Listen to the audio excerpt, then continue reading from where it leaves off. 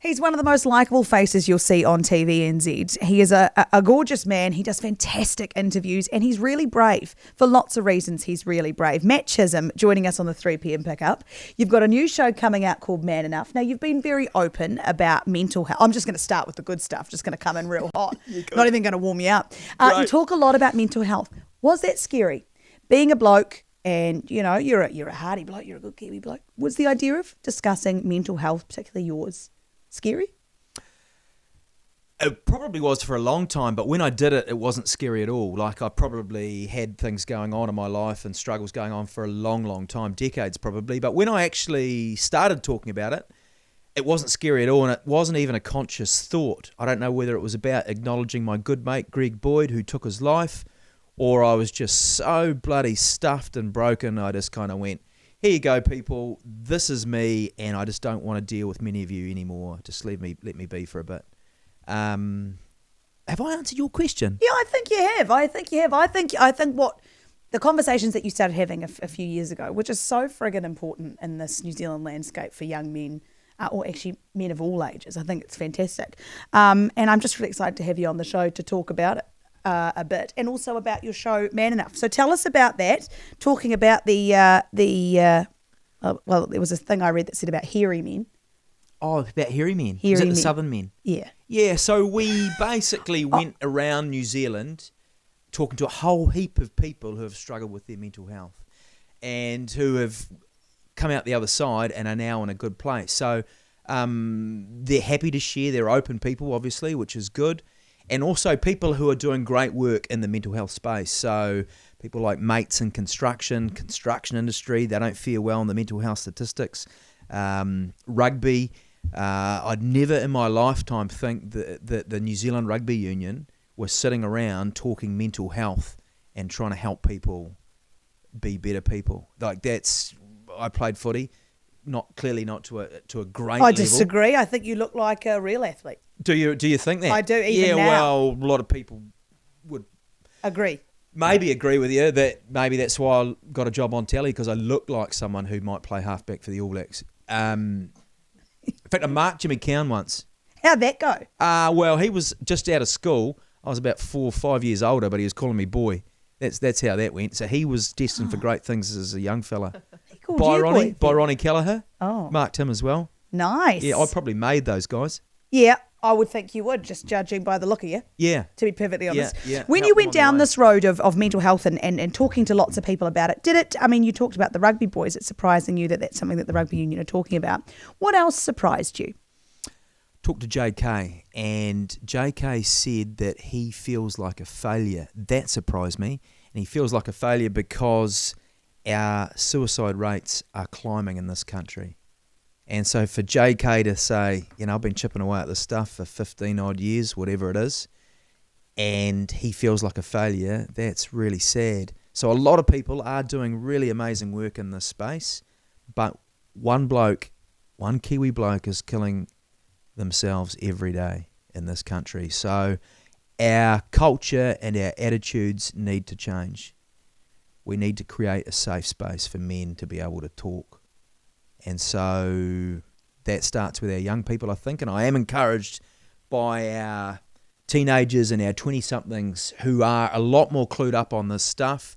Young Max here, the producer, he will be a whole lot more in touch about this stuff than I ever was, growing up in Milton and Uomaru in the South Island, playing rugby, trying to drink all the beer, and thinking that I had to be as tough as nails growing up. I had the Southern Man posters on the wall. You'll be right attitude. She'll be right, mate. And you just grit your teeth, you bear it, and you get through things yourself. Well, that didn't actually work for me. Tried humour. Eventually, that kind of runs out when you're depressed, and so I'm not ashamed of it actually. And nor should you be. I think it's very, very normal, and most people go through a stage in their life where they're unhappy. I've probably had 2 or 3 the last time I talked about it. And people say I'm brave. I'm not brave. I'm just trying to help. And in fact, JK, he's brave because he did it when it was unpopular. It's almost popular now, if that even makes sense. I know what you're saying. So we need to change, and we can. and we should. Do you think New Zealand is one of the worst countries for that whole she'll be right attitude, brush it under the rug, especially with our males? Absolutely, and that's because who are our heroes? Our heroes are our All Blacks, and where I come from, they were the farmers, the tough guys, the southern men, and so those guys weren't sharing. They weren't talking about their emotions. So for Kiwi men, a lot of us, the only emotion we're allowed to show was anger. The only negative emotion we're allowed to show was anger, and it's not right because we do have emotion. And so I've got a job to do as a father. I was going to say a young father, but I'm not, a new father with 2 young boys. They have to be brought up in a different way to how I was brought up. So that starts at home and then goes on to school, obviously. But they need to know that if they're sad because Polly the lamb's died, they can have a good old cry, because that is natural and normal. And just because they've got a diddle as opposed to a vagina, that doesn't change anything. I don't think I've said diddle or vagina on this show, so well done you for getting both in one sentence. Is that usable? Or? Oh, totally usable. Excellent. I'm so glad you said. No, but you did right. Everything you're saying is absolutely right. So for you and your mental health currently, what do you do to, because it's like a warrant of fitness, I think. We go to the gym, we talk to people as well for our mental health. What do you do? Did this TV show, making it, talking to other people, did that help you? Did it drain you? It's taxing. Making telly is taxing. I work late and I get up early because I've got to know my stuff, because I never ever want to look like a fool unless it's on my terms. So it was draining. But what do? When I'm not super busy, like I am right now, I run, and that's like the best drug I've ever had, and I've had some good ones.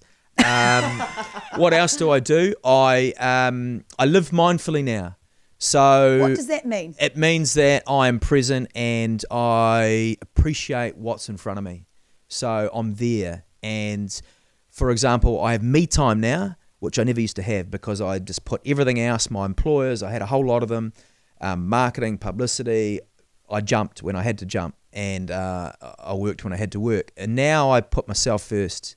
And so if I'm going to be right and be a good dad and husband and all those things, I've got to look after me. So every morning I get in my car and I drive down to our land. We have about 80 acres down at Chatto Creek in Central Otago, 5 minutes away from where we live. And I go and I feed my sheep, or I do a little lambing beat, and I'm out on the beautiful Central Otago hills. Every view looks like a Graham Sydney painting. And I just walk and breathe and slow down, and I don't care what's happening in the world, but it's me and some animals and nature, and I have never been so happy. And my wife says, "What do you do down there? Like, would it change? Would it have changed since you were down there yesterday?" Not a whole lot, but it makes me feel really, really good, and that is a great way to start your day. I love that. And so what would you say to people driving in the car who have got young men, they're growing good young men, or there is some men in the car thinking, I hear what you're saying and maybe I need to do more. What advice would you give for them right now if they're feeling a little bit in a rut? That they don't have to feel that way. That life can be amazing again, and they probably just need to change some things in their life. They need to talk. So people around people like that need to listen. So I think at the end of the day, deep down, everyone really wants to share their problem and their struggles. But we've got to create a space that's safe, and they're not going to get the, "Just harden up, mate, you soft prick." Because that doesn't work, and people end up killing themselves. Far too many of them. So hang in there for a start. And it's not weak to be vulnerable and to say I'm struggling. And anyone who says otherwise, well, have a good chat to me. But it's just mainly hang in there and share. But people around those people listen. And I used to think it was up to the person who was struggling to put up their hand and go, "I'm struggling." But now I think collectively we all have a responsibility.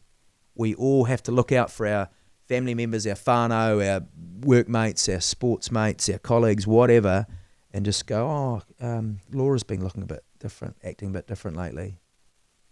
Laura, you okay? You good? Sometimes that's all you need, isn't it? That's all you need. And if Laura's happy to share, she'll share, and if it's not next week, she might share the week after. But she just knows that people care and that they're there for her, and yeah, that's what it is. We just got to just about love and kindness and that care for age-old people. thing, the problem shared's a problem halved. I reckon. I've yeah. always thought that once I said it out loud, you go, I feel a lot better for that. That's right. And just it's good for people to know if you're not okay. That's right. And as soon as you put up your hand and say, I'm not okay, then a whole lot of people get in touch with you and say, mate, thanks. Been on the pills 15 years. I'm depressive, been suicidal, da-da-da. And then it just normalises the stuff, and it's just like talking about having a sore leg. Yeah. It's not that different. And I think you're doing a wonderful job in normalising it. Maddie, you're Thank you a very legend much. and you are brave, because it's great to use your platform for good like you are. So thank you for coming in and talking to us. Man Enough TV NZ, go and check it out when it kicks off. Can't wait for it. And thank you for popping in. You're very, very welcome. I've enjoyed it.